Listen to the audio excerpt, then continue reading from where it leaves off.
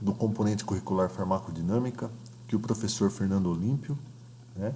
Estou fazendo a gravação da videoaula, conforme combinado com vocês. Já foi feita a gravação das videoaulas de antidepressivo, de antipsicóticos. Essa videoaula aqui agora é de anticonvulsivante. Também farei a gravação da videoaula sobre sedativos hipnóticos, ok?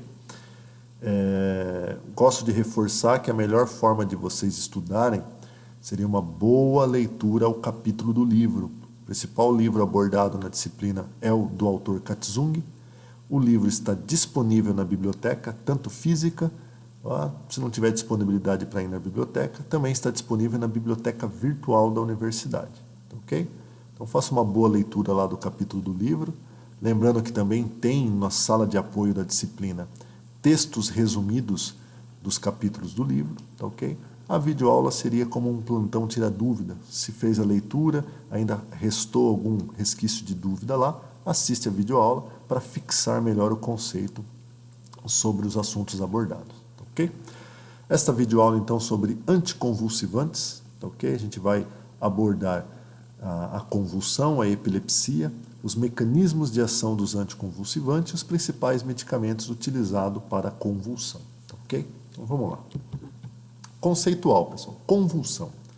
As convulsões são episódios de duração limitada de disfunção cerebral, que resultam na descarga anormal dos neurônios cerebrais. Só relembrando um pouquinho, pessoal, a comunicação neuronal, né, entre um neurônio pré-sináptico e um neurônio pós-sináptico está bem explicitado lá na videoaula de antidepressivos, que eu faço uma revisão também do sistema nervoso central na questão anatofuncional, digamos assim. Só relembrando então um pouquinho aqui, a comunicação neuronal ela se dá por dois princípios, o princípio elétrico e o princípio químico. Tá?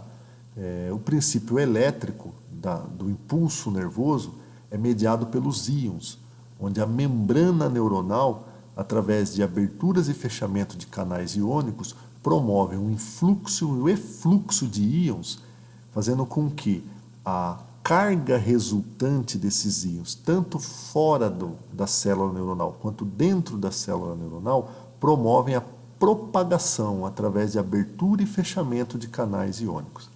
Essa é a parte da comunicação neuronal elétrica, ok? Mas também tem a parte química. Então, ao final da comunicação elétrica, há um estímulo para a liberação de substâncias químicas que são os neurotransmissores. Então, só estou fazendo esse parênteses aqui, relembrando a comunicação neuronal, porque falando da convulsão aqui, se as convulsões são episódios de duração limitada da disfunção cerebral que resultam em descarga normal, essa descarga, né, que está mencionando aqui, seria uma descarga elétrica. Então, a descarga anormal dos neurônios cerebrais se refere a uma descarga elétrica. Então, uma convulsão nada mais é do que uma descarga anormal, uma descarga elétrica dos neurônios cerebrais.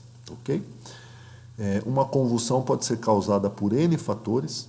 Então, uma febre muito alta, uma batida forte de cabeça, uma concussão cerebral, enfim, algumas outras patologias também podem levar uma pessoa a ter uma convulsão. Então, o fato da pessoa ter uma convulsão de maneira esporádica por um determinado fator não significa que essa pessoa é epilética. Então, a epilepsia, ela se caracteriza, então, quando a pessoa apresenta convulsões, mas de forma recorrente. Então, a pessoa apresenta várias crises convulsivas ao longo do dia, ou várias crises convulsivas ao longo da semana, por exemplo. Então, uma pessoa que apresenta um quadro de convulsão de forma recorrente pode ser diagnosticada como uma pessoa epilética, ok?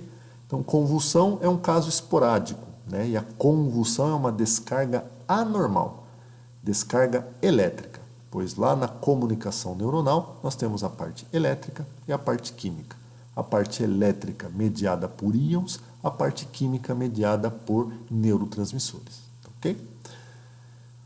Prosseguindo então, aquilo que eu comentei, a comunicação neuronal, né? ela se dá basicamente por um princípio elétrico e um princípio químico.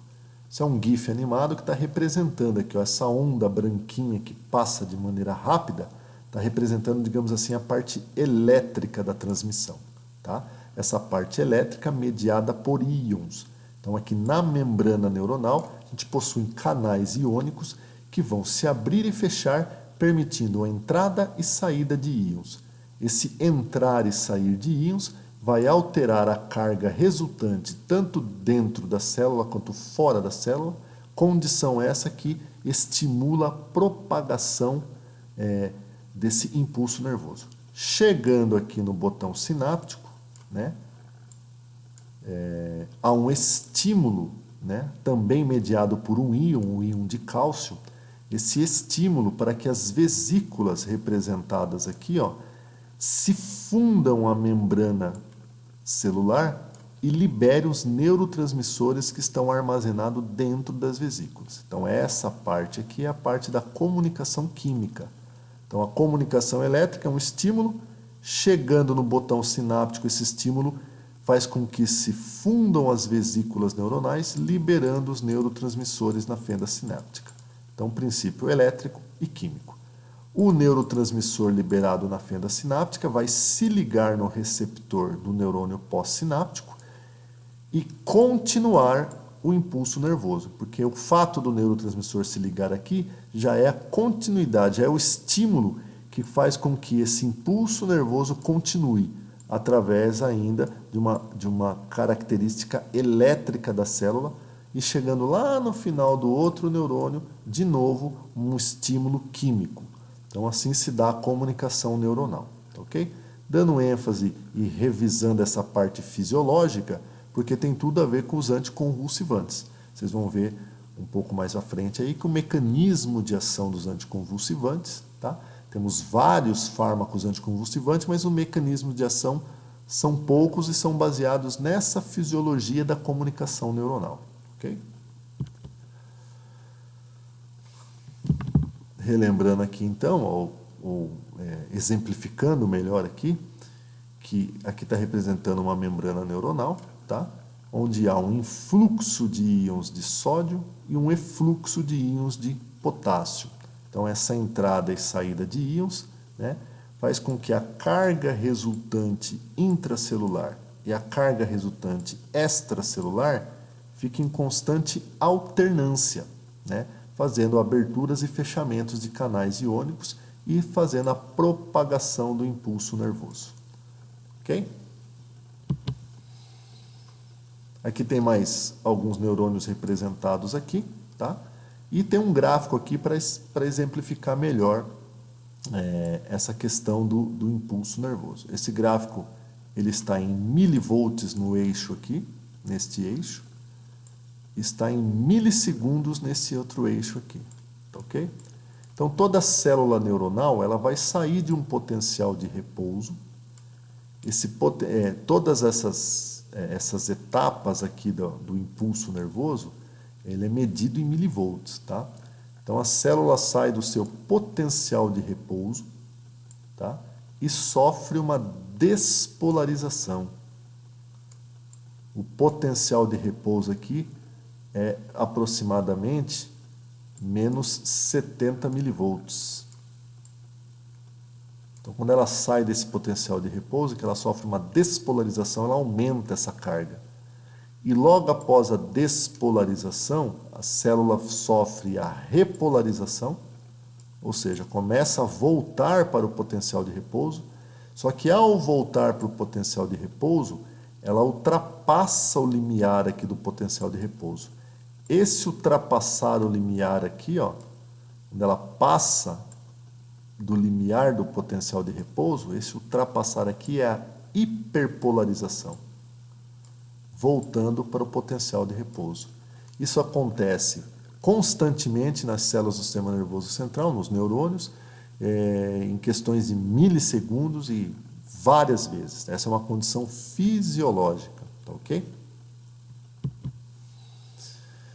Voltando a falar então, fechando aquela parte da revisão da comunicação neuronal, vamos voltar aqui para as crises convulsivas. Tá? As crises convulsivas são separadas em duas: as crises parciais ou focais e as crises convulsivas generalizadas.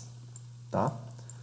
Como a gente pode observar aqui no desenho, a crise parcial ou crise focal é porque ela é focalizada em uma determinada região do cérebro, tá?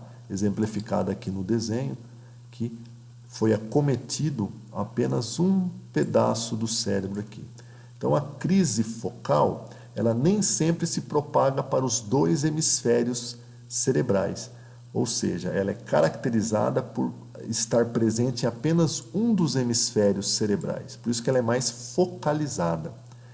Já a crise generalizada, se observa aqui no desenho esquemático, que ela acomete todo o tecido neuronal, acomete quase todo o cérebro. Ela está presente em ambos os hemisférios cerebrais. Essa é a crise generalizada, ok?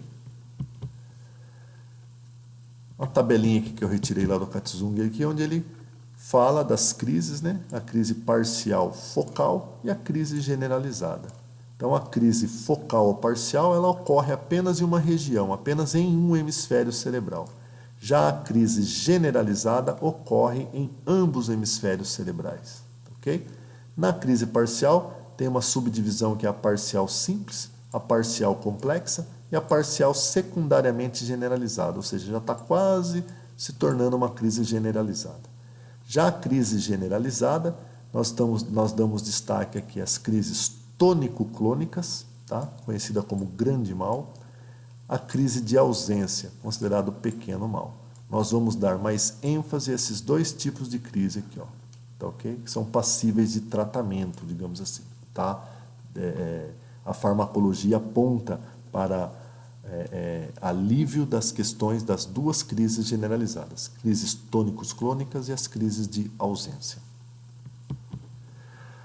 Na crise tônico-clônica, conhecida como grande mal, é o que, quando se fala em epilepsia, vem logo na nossa memória, né? Uma pessoa epilética, aquela pessoa que está caída ao chão, tendo todos aqueles movimentos repetitivos, tendo aqueles movimentos bruscos, né? Abruptos e repetitivos. Essa é a crise tônico-clônica.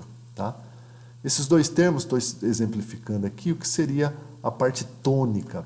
É uma rigidez muscular, caracterizada por uma contração muscular. Então, primeiramente, quando a pessoa está sofrendo já a crise epilética, mas ela inicia com uma contração muscular, né? A pessoa se estica todo e logo em seguida passa para a parte clônica, onde se evidenciam os movimentos repetitivos e intensos de flexão e reflexão dos músculos esqueléticos da pessoa. Então a pessoa fica naquela condição lá de movimentos repetitivos e intensos, tá, ok? Logo após esses movimentos repetitivos, se observa na pessoa, o final aqui da crise dela, um relaxamento da musculatura, principalmente e infelizmente para esse paciente, um relaxamento também nos esfíncteres, o que pode acontecer da pessoa acabar evacuando, a pessoa acabar urinando, fazendo xixi na calça, fazendo cocô na calça, que é uma condição bem constrangedora para esse paciente, né? Porque as crises também são caracterizadas por uma perda da consciência.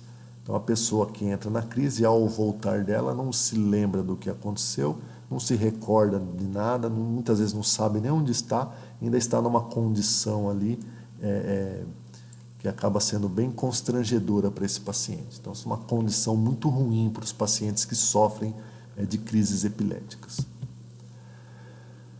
Nas crises generalizadas também, então a gente acabou de ver as crises tônico-clônicas, né? O que significa essa questão tônico-clônica, esses termos, né?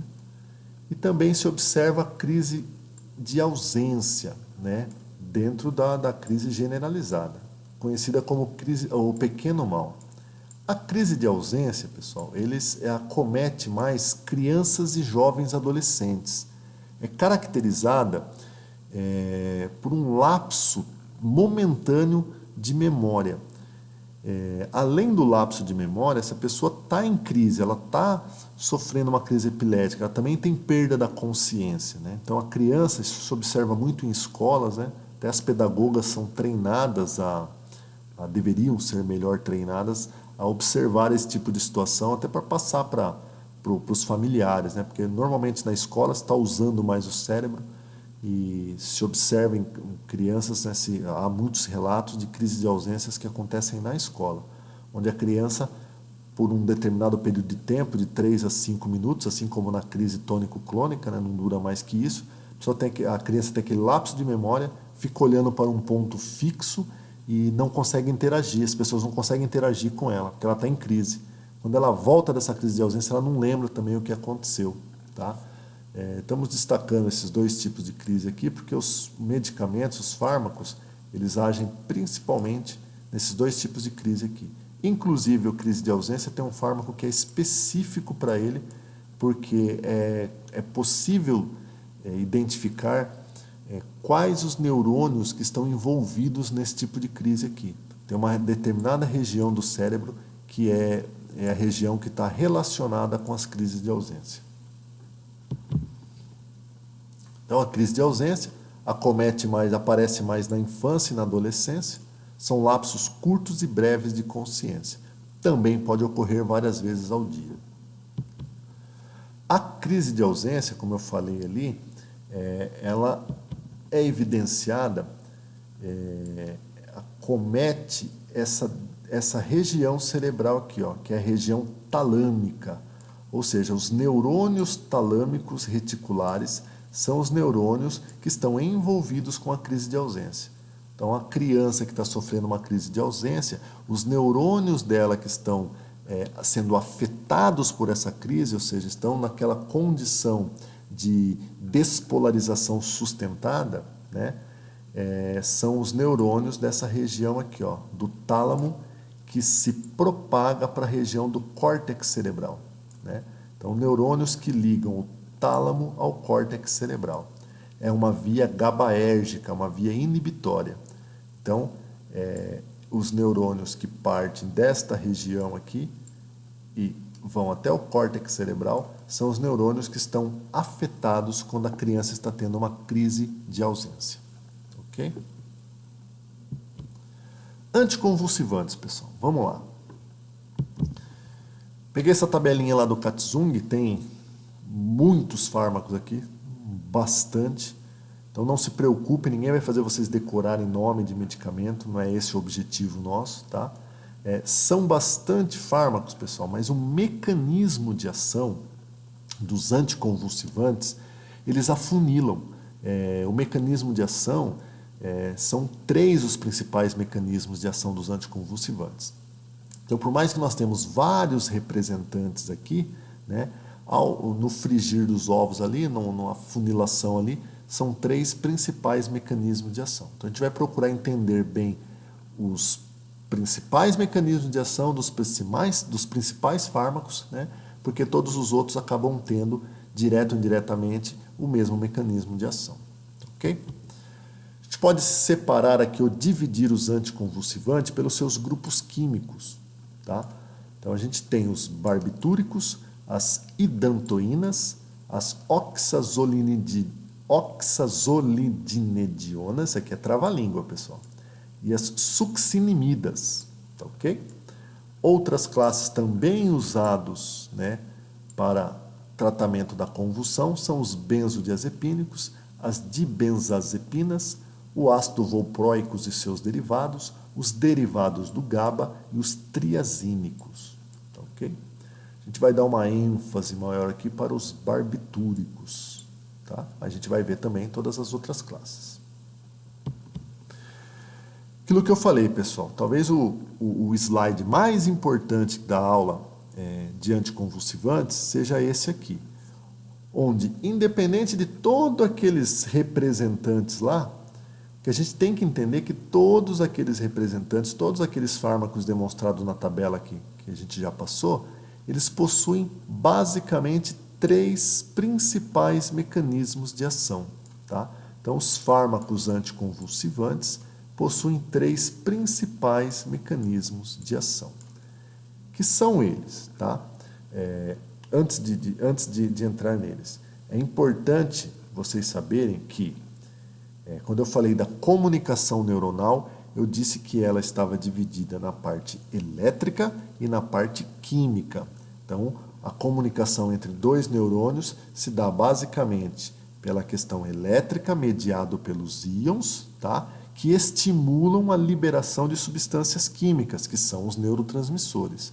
Então, no sistema nervoso central, os principais neurotransmissores envolvidos com a excitação do sistema nervoso central e com a inibição do sistema nervoso central são os neurotransmissores de glutamato, que é o principal neurotransmissor excitatório, e o neurotransmissor GABA, que é o principal neurotransmissor inibitório. Tá ok? Então, explicado isso aqui, vamos nos três principais mecanismos de ação. São eles: os fármacos vão potencializar a neurotransmissão GABAérgica, que é uma transmissão inibitória, ou eles vão antagonizar os neurotransmissores excitatórios, que são os glutamato, né? Ou eles vão promover o bloqueio dos canais iônicos, principalmente o de sódio e o de cálcio, tá? Então, novamente, são três os principais mecanismos de ação dos anticonvulsivantes. Eles vão potencializar a neurotransmissão GABAérgica, né? Então, tudo aquilo que os medicamentos puderem fazer de forma direta ou indireta para que você potencialize a neurotransmissão GABAérgica, né? Ou eles vão bloquear os canais iônicos, esse bloqueio principalmente aos canais de sódio e os canais de cálcio, ou eles vão antagonizar os neurotransmissores excitatórios de glutamato. Lembrando que antagonismo é quando o fármaco se liga ao receptor e não tem um efeito biológico, porém não permite o efeito biológico do neurotransmissor, que é o glutamato. Então, o fármaco que antagoniza receptores de glutamato, ele faz o quê? Ele se liga nos receptores de glutamato e não deixam que o glutamato tenha o seu efeito biológico. Então, diminui a excitação do sistema nervoso central. Considerando que uma pessoa que está sofrendo uma convulsão, melhor dizendo, está com o seu sistema nervoso central altamente excitável, né? Tanto do ponto de vista elétrico como de neurotransmissores químicos, então, você promovendo a via inibitória, você melhora a condição daquele tecido neuronal, melhora a condição do paciente. A tabelinha aqui dos principais neurotransmissores do sistema nervoso central, que são inibitórios e excitatórios, tá? Só relembrando aqui, então, né? Acabei de falar aqui, o neurotransmissor GABA, tá? Ele é o principal neurotransmissor inibitório. E o neurotransmissor GABA, ele tem dois principais receptores, que é o GABA-A e o GABA-B, tá? O alvo principal é esse aqui, ó, o GABA-A, porque ele é um tipo de receptor do tipo ionotrópico, ou seja, ele promove abertura e fechamento de canais iônicos. Já o receptor GABA-B, ele é do tipo metabotrópico, ele é acoplado à proteína G. Então, na questão dos anticonvulsivantes, o principal alvo é o GABA-A, ok? Já o glutamato possui como principal receptor os receptores do tipo AMPA e os receptores do tipo kainato, ok? E lembrando que o glutamato está envolvido com a excitação do sistema nervoso central. Já o GABA com a inibição do sistema nervoso central. Ok? Anticonvulsivantes, pessoal.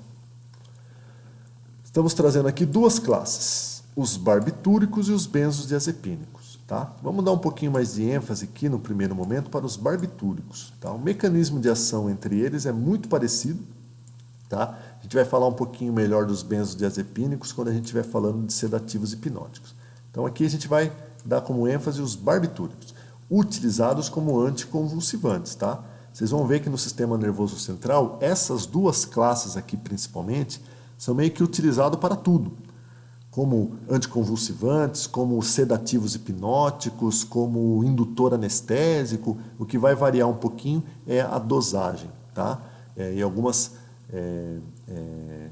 formas comerciais que já foram meio que preparadas ou ajustadas para servir como anticonvulsivantes, como sedativos hipnóticos, como indutor anestésico, tá ok? Mas vamos lá, o mecanismo de ação é praticamente o mesmo, independente da dosagem. Então, o mecanismo de ação dos barbitúricos, a gente vai observar que possuem dois mecanismos de ação, duas ações. A primeira ação, tá, dos barbitúricos funciona da seguinte forma.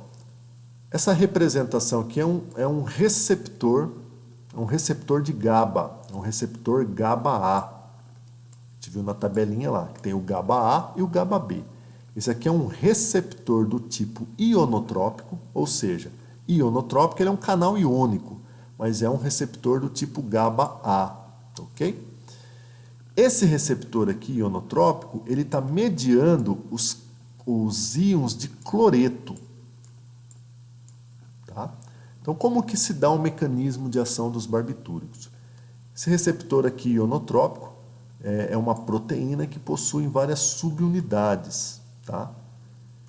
Nestas subunidades, nós temos sítios de ação, tanto para o GABA, que é fisiológico, tá, ok? E tem sítios de ação que os medicamentos acabaram tendo afinidade por esses sítios de ação, tanto os benzodiazepínicos quanto os barbitúricos. Tá? Como que funciona? Fisiologicamente, quando o GABA se liga no receptor aqui, ó, nesse receptor, que é um receptor ionotrópico para cloreto, né, ele promove a abertura do canal de cloreto. Tá? Isso quando o GABA se liga, promove a abertura do canal de cloreto. O canal de cloreto abrindo, promove um melhor ou um maior influxo de cloreto para dentro da célula neuronal. Tá, ok? Isso é o que é fisiológico. Aí, a ação do medicamento, no caso dos barbitúricos aqui, ao se ligar no sítio dele, ele também vai promover a abertura do canal de cloreto. Só que a abertura promovida pela ação do barbitúrico, ela é numa maior intensidade de tempo, é por um maior período de tempo da abertura do canal de cloreto, em comparação do GABA, por exemplo. GABA se liga, promove a abertura do canal de cloreto. Barbitúrico se liga, também promove a abertura do canal de cloreto, mas por um maior período de tempo, né? Então, o canal de cloreto ficando uma maior parte do tempo aberto, se observa uma maior entrada de cloreto dentro dessa célula. E o que acontece quando entra uma maior quantidade de cloreto dentro dessa célula? Né? Com o influxo de cloreto, a célula fica numa situação, numa carga resultante mais negativa, né? Uma condição de hiperpolarização. A célula fica hiperpolarizada. E essa condição de hiperpolarização é uma condição que protege o neurônio da despolarização. Tá? Lá na crise convulsiva, uma das teorias é que o neurônio que está afetado por uma crise, com uma descarga exacerbada, ele está numa condição de despolarização sustentada, uma despolarização por um maior período de tempo. Então, a ação do barbitúrico aqui é uma ação que imita o GABA, porque promove a abertura do canal de cloreto. Porém, ele promove a abertura por um maior período de tempo em relação ao GABA. Então, o barbitúrico acaba promovendo uma maior entrada de cloreto. Se é por mais tempo, então fica mais tempo entrando cloreto. Mais tempo entrando cloreto, mais tempo essa célula fica numa condição de hiperpolarização. Condição essa que protege a célula, que inibe ela a fazer a despolarização sustentada, que é a condição que o medicamento está tentando, que o medicamento tem como ação, tem como objetivo, inibir a despolarização. Através do quê? Do maior influxo de cloreto. Tendo maior influxo de cloreto, aumenta a quantidade de tempo que essa célula vai ficar hiperpolarizada. Condição que protege da despolarização. Então, esse é o principal mecanismo de ação dos barbitúricos, a sua principal ação. Lembrando que ele tem duas ações. Então, esta ação aqui é uma ação de agonismo ao GABA. Por quê? Porque ele imita a ação do GABA. A única diferença é que ele vai promover a abertura do canal de cloreto por um maior período de tempo, tá? Em comparado com o GABA. Certo? Mas os barbitúricos possuem duas ações. Ele tem uma outra ação esperada, né? Se na primeira ação ele é um agonista dos receptores GABA, um agonista, né, GABAérgico, na segunda ação dele, ele é um antagonista de glutamato. Então, ele tanto promove um agonismo do neurotransmissor inibitório, como ele também faz o antagonismo do neurotransmissor excitatório. Tá? Ele acaba se ligando nesses dois receptores de glutamato, que é o AMPA e o kainato, e ele antagoniza, ele bloqueia os barbitúricos, tá? Como por exemplo o fenobarbital, ele também bloqueia os receptores de glutamato, do tipo AMPA e do tipo kainato.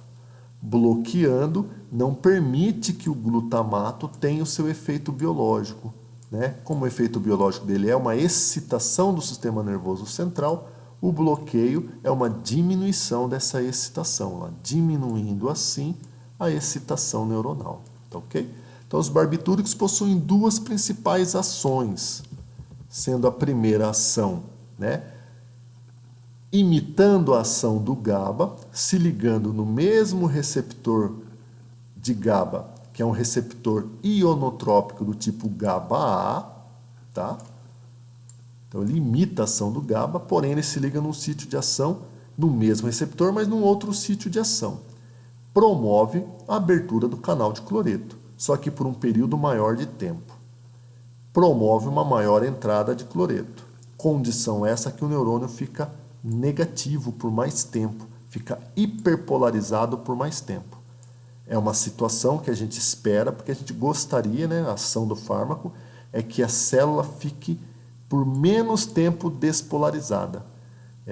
Essa condição da despolarização sustentada é uma condição que pode estar acometendo aquele neurônio que está sofrendo de uma crise convulsiva. Tá? Essa é a primeira ação. A segunda ação, então, é o antagonismo aos receptores de glutamato, o AMPA e o kainato. Tá?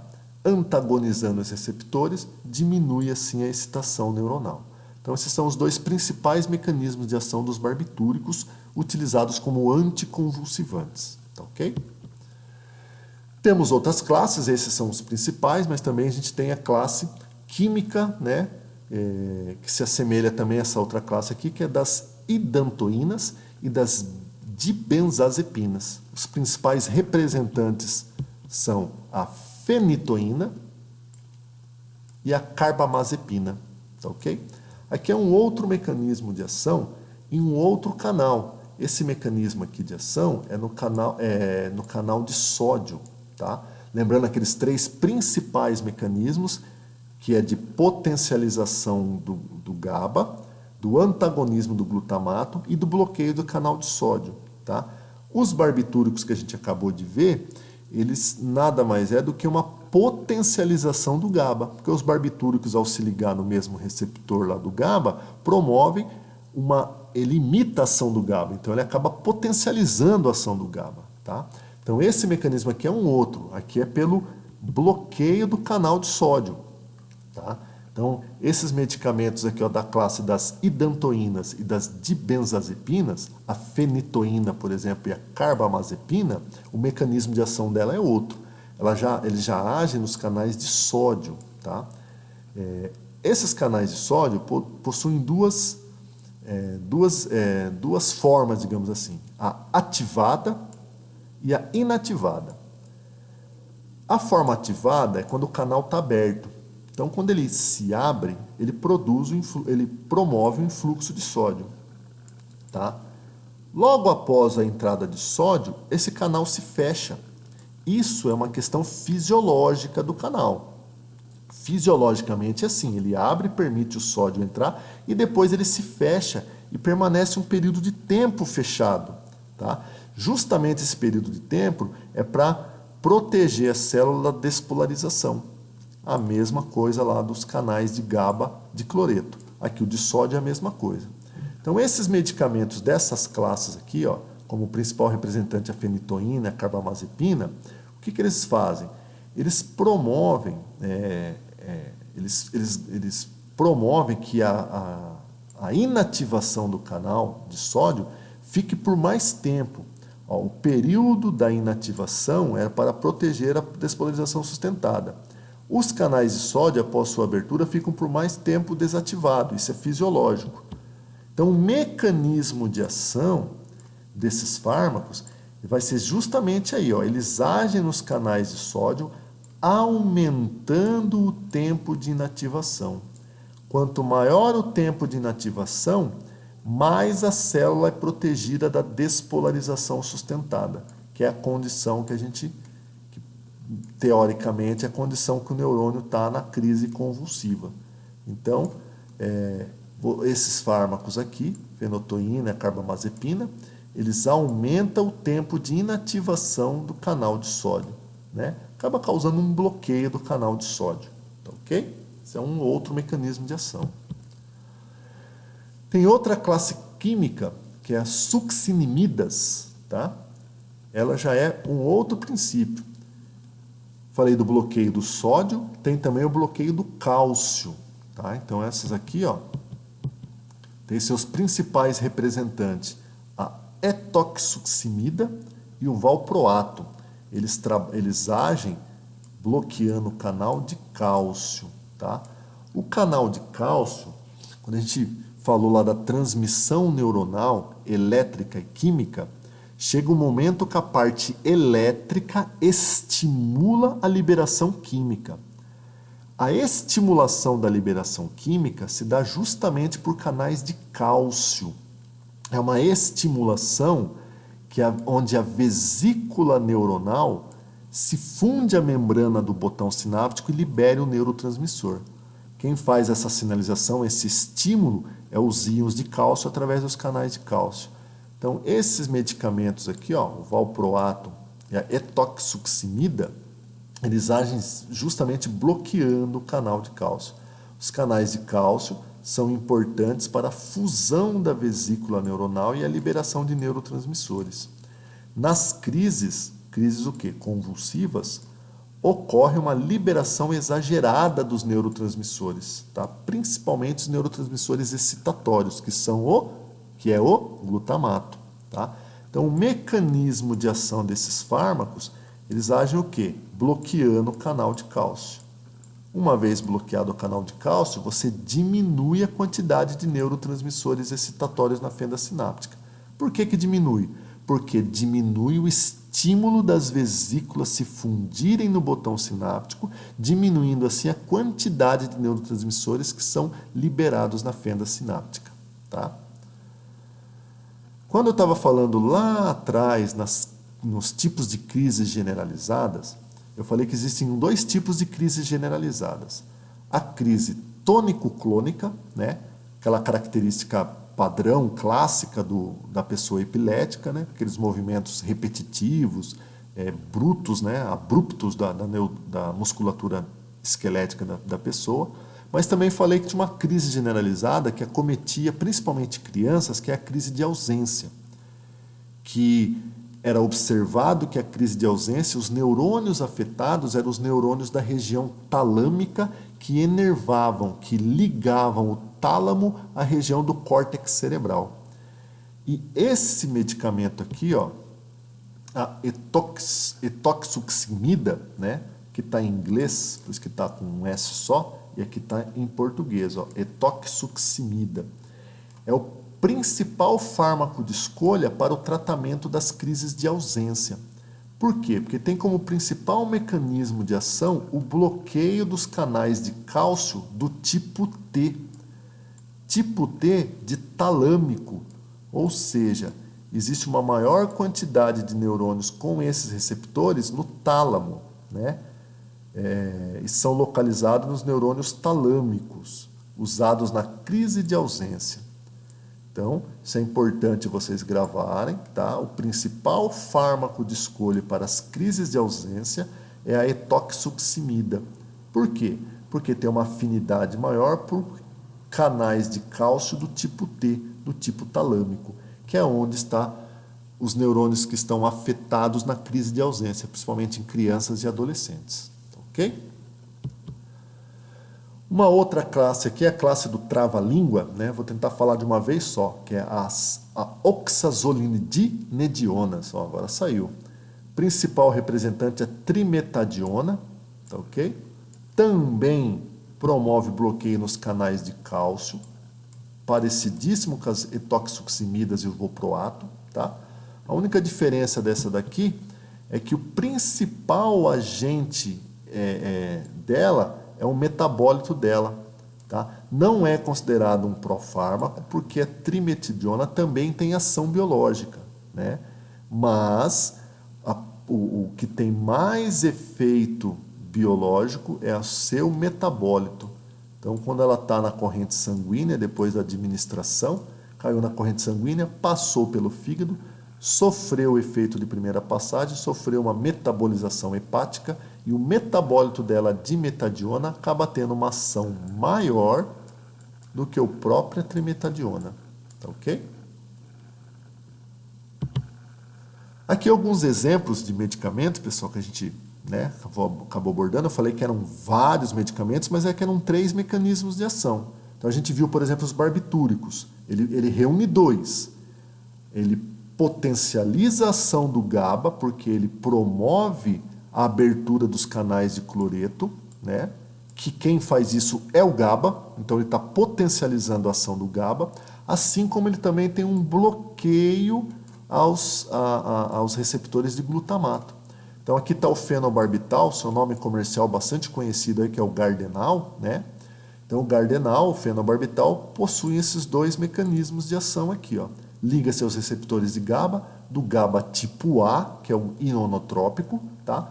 Prolonga a abertura dos canais de cloreto. Condição que deixa o neurônio mais negativo, mais hiperpolarizado e protege o neurônio da despolarização, tá? Assim como eles também bloqueiam os receptores de glutamato, principais os AMPA e os kainato. Então, um dos principais representantes aqui anticonvulsivantes do tipo barbitúrico é o fenobarbital. Podem ser utilizados para outras condições, mas como anticonvulsivante através desses 2 mecanismos aqui, que aliás é o mecanismo de ação deles. Aqui tem um outro representante, a diagabina, tá? Ela aqui é um mecanismo de ação que a gente acabou não demonstrando ali, mas assim, ó, ela inibe a recaptação do GABA. Se ela inibe a recaptação do GABA, né, promove um maior aumento do GABA na fenda sináptica. Porque se ele não é recaptado, ele não é degradado. Se ele não é degradado, ele aumenta na fenda sináptica. Tá? Se observa que esse medicamento aqui, a tiagabina, ela inibe a recaptação tanto nos neurônios quanto nas células da glia, porque as células da glia também têm como função a recaptação para a degradação do GABA. Tá? Então, o mecanismo de ação desses aqui, mas você falou que só tinha 3, esse é um diferente. Não, ele não é diferente. Ele também está potencializando a ação GABAérgica. Tá ok? Ele também inibe um transportador GABA do GAT1, mas é um transportador para recaptação também, gente. Então, inibindo esse transportador, não há recaptação, aumenta a quantidade de GABA na fenda sináptica. Tá ok? Um outro aqui, ó, derivados do GABA, tá? A gabapentina estimula a síntese do GABA e reduz a recaptação. Então, aquele primeiro mecanismo de ação lá, potencializa a ação do GABA e inibe canais de cálcio. Então, vocês vão observar que tem fármacos anticonvulsivantes que tem mais de um mecanismo de ação. Então, esse aqui que é do derivados do GABA, a gabapentina, tá? Estimula a síntese do GABA. Todo neurotransmissor é sintetizado no seu neurônio, tem uma via de síntese. Então, a gabapentina estimula essa via de síntese, potencializa a ação do GABA e também inibe canais de cálcio. Ácido valproico, esse exagerou, né? Tem 4 possíveis mecanismos de ação, tá? Bloqueio dos disparos repetitivos e sustentados de sódio, ou seja, bloqueia canais de sódio, tá? Bloqueia receptores do tipo NMDA, que é um receptor de glutamato, então ele antagoniza o glutamato. Estimula a síntese do GABA, né, através dessa enzima aqui, ó, acaba estimulando a produção dessa enzima. E em altas concentrações inibe a degradação do GABA. Então, potencializa a ação do GABA, antagoniza a ação do glutamato e bloqueia canal de sódio. Ácido valproico, bastante utilizado também na clínica. Os triazínicos, também como o ácido valproico, bloqueiam os disparos repetitivos